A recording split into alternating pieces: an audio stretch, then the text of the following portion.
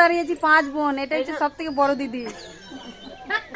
আর ওইটা তারপরে আর একটু ভালো গন্ধটা বেরিয়েছে এখন।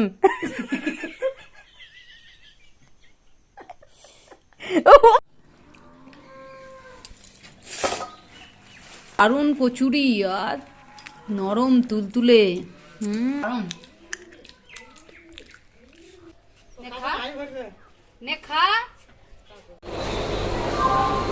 ঠাকুমা নাক থেকে কাপড় খুলবে না, এত পাত হচ্ছে।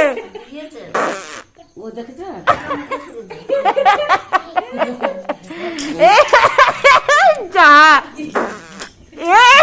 হচ্ছে? আর এবার কাপড় জামা হচ্ছে, এবার এইদিকে চলে গেছে।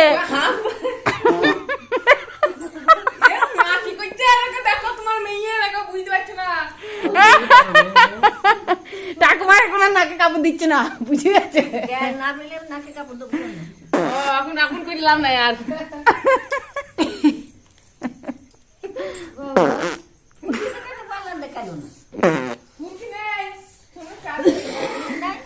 ব্যবস্থা ভালো না, একটা টোটো বাড়ি চলে যাচ্ছে। সময় তো বলতে হবে তো। আমরা এখানে 6 বোন দাঁড়িয়ে আছি। ব্যস্ত 6 বোন। কে কোন নিয়ে ব্যস্ত? এটা বড়। আমরা এখানে 5 বোন দাঁড়িয়েছি, 5 বোন, এটা হচ্ছে সব থেকে বড় দিদি। আর ওইটা তারপরে কে আছে সেটা বলবেন আপনারা, ঠিক আছে? এখানে আমরা 5 বোন আছি, এই দেখুন 5 বোন। আমরা অনেক 10 ভাই বোন, 10।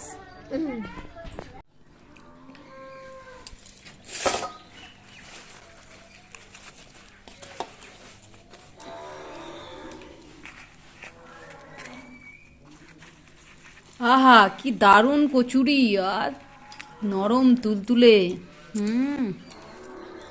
কচুরি মিষ্টি। আজকে সকালের জমজমাট খাওয়া দাওয়া। ঘুগনিটা ভালো হয়েছে, এই দেখুন। বাড়ি এসে জমজমাট খাওয়া দাওয়া।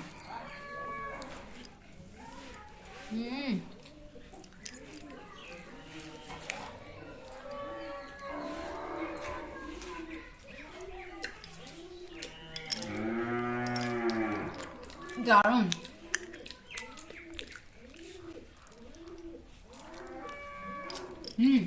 না দেখো,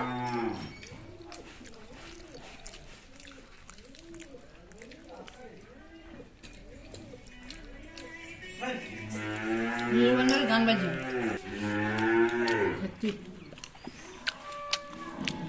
বাছুরটা কাঁদছে, এখনো ঘোষ আসেনি বলে। তুমি দিচ্ছো? মানে ঘোষ আসার টাইম হয়ে গেছে। হ্যালো, ঠিক আছে। মাস্টার জানায়নি, তোকে জানায়নি।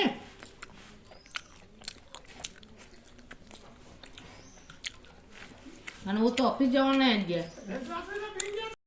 চলো এসো, খাবার খাবে, এসো, আসো এইদিকে আসো। এইখানে আয়, ওখানে শুয়ে পড়ে না, যা এইখানে আয়।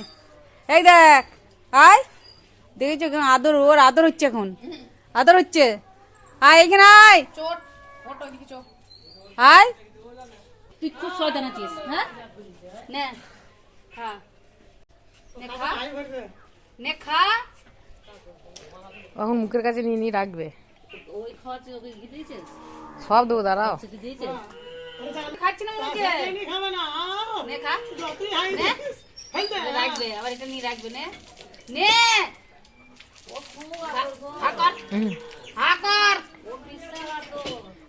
এই সেদিকে যে কতগুলো রসগোল্লা খাওয়া গেছে তার ঠিক নাই। কালকে রাতে রুটি দিচ্ছিলেন, ছিল এখন তো খুব ভালো যোগ চলছে। মার খাবি তুই, খা খা।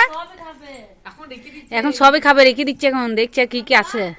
ওর ও বিশাল আদর হচ্ছে, ওর বিশাল আদর হচ্ছে। বোন ওই দিক থেকে খাবার নামিয়ে আনছে ওর জন্য, আরো স্পেশাল কচুরি। দেখছে ওইদিকে, ও আসবে। গনু, তোকে রুটি দিলাম, রুটিটা খেলি না? হ্যাঁ, তো ছোট দি কচুরি দিয়েছি বলে কচুরিটা খাচ্ছিস? হ্যাঁ, তুই সব জানিস যে আজকে ঘুম।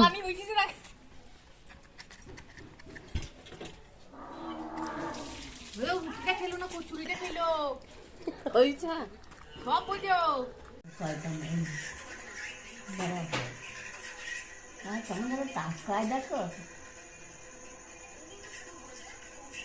আরে আমার এর ক্যাট ক্যাটকে তাকাইবে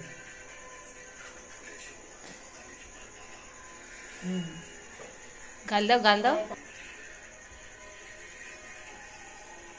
अरे इसे नहीं है अरे बाबा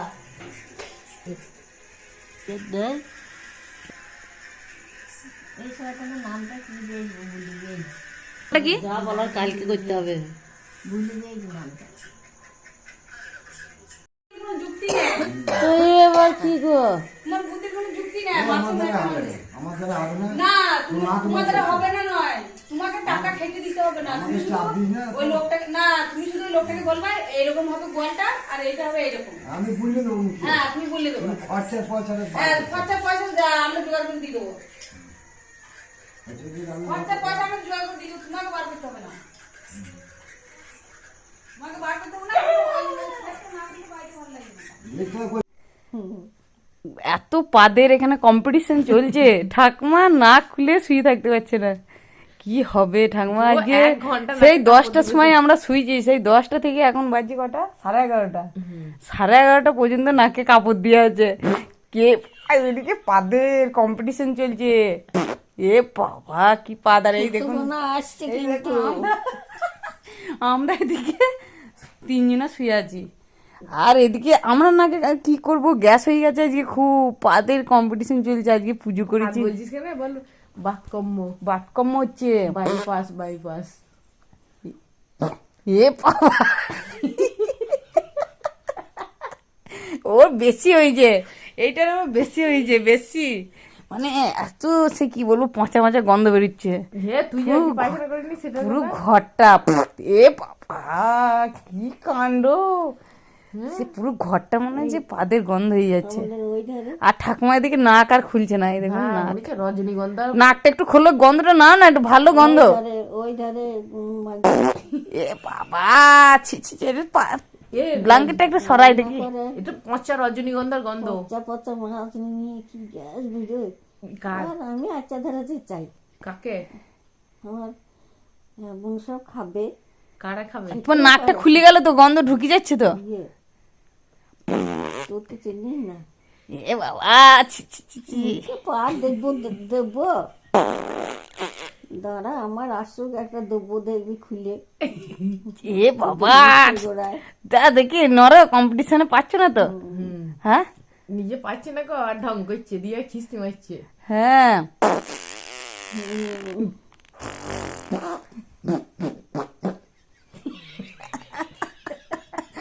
এ বাবা কি গন্ধ রে মাইরি সত্যি ও ঠাকুমাটা গন্ধটা টেনে নিলে দেরি না।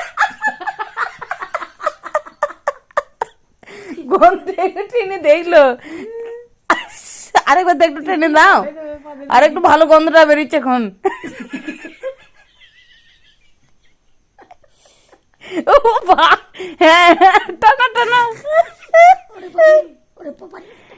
এই ঠাকুমা তোমার ভিতরে সব গন্ধ চলে যে আমের হয়ে যাবে নাকটা ঢাকা দাও টানা টানা গন্ধটা ভালো করে টানো নাকি দেখা এ মা গো তুই এবার ঠিক ব্ল্যাঙ্কেটটা ঝেড়েছিস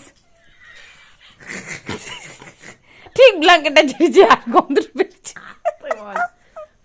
এবার ঠাকুমা আবার নাক চাপা দিয়ে নিল গন্ধটা একটু শুনলে ভালো করতে এত টেস্ট বাপুর বাড়ির এই ব্লগটা অনেক কদিন মিলে একদিনে একটা ব্লগ তৈরি করেছি যাই হোক ভালোই হাসি আনন্দ মজা হলো ঠাকুমাকে খুব রাগানো হলো মানে পাদ পাদ করে মুখে আওয়াজ করছিলাম আর উনি খুব রেগে যাচ্ছিলেন যাই হোক এখন ওরা এসেছিল আমরা বাড়ি বলতে আন্দুল যাচ্ছি হাওড়া আর আমার সাইকেলটা খুবই প্রয়োজন ছিল ওখানে নিয়ে যাওয়ার জন্য তাই আমরা নিয়ে যাচ্ছি হাওড়া স্টেশন হয়ে খুব ভয় হচ্ছিল আরপিএফে যদি ধরে তাহলে তো অনেক টাকা ফাইন করবে যাই হোক আমি নিয়ে এসেছি যাই হোক মেয়ে বলে ধরেনি কিংবা কারো চোখে পড়েনি সত্যি খুব কষ্ট হয়েছিল মানুষজনের মধ্যে আবার ট্রেনটা দিয়েছিল 20 নম্বরে ভালো থাকবেন সকলে।